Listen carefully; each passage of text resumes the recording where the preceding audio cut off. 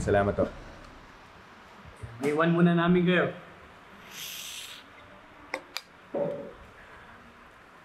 Gumagawa na ako ng action plan para papagandaan na natin yung susunod natin yung bagong arraignment. Ginagather ko na rin yung mga witness statements, mga pieces of evidence para makatulong sa depensa mo. Salamat, Kurt, ha. Mabuti na lang nandyan ka. Kahit matindi yung pinagdadaanan ko ngayon, maswerte ako na may kaibigan akong katulad mo na maaasahan. Tony Matias, sumama na kayo sa amin.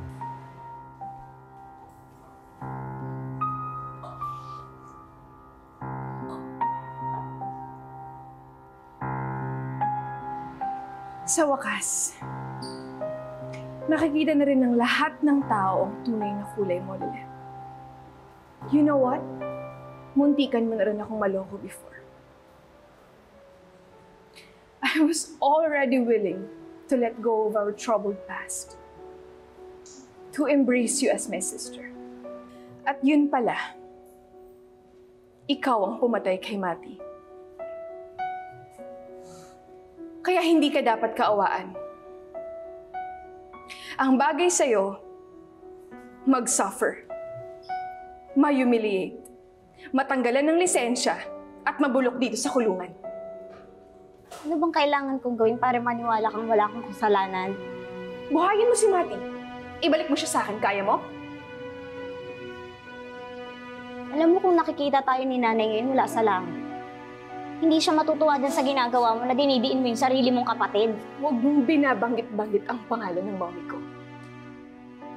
Because I don't want to hear her name coming out from a killer's mouth. Teka, tama na. Diba? Napakabait ni Mati sa'yo. She didn't deserve to die like that. Her worst mistake was binuhay ka pa niya. Kasi ikaw pala yung papatay sa kanya. Alam mo, Lilet, sana ikaw na lang yung namatay. Sana namatay ka na lang at hindi si Mati.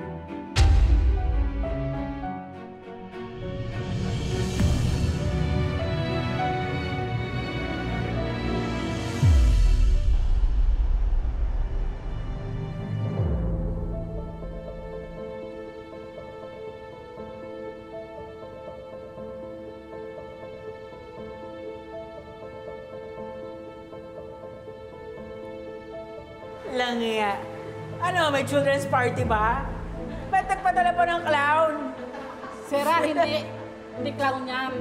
Anak ni Janice yan.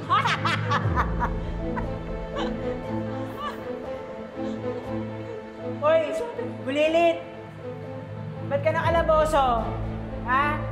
Anong krimen mo? Hindi ako kriminal. Wala akong kasalanan.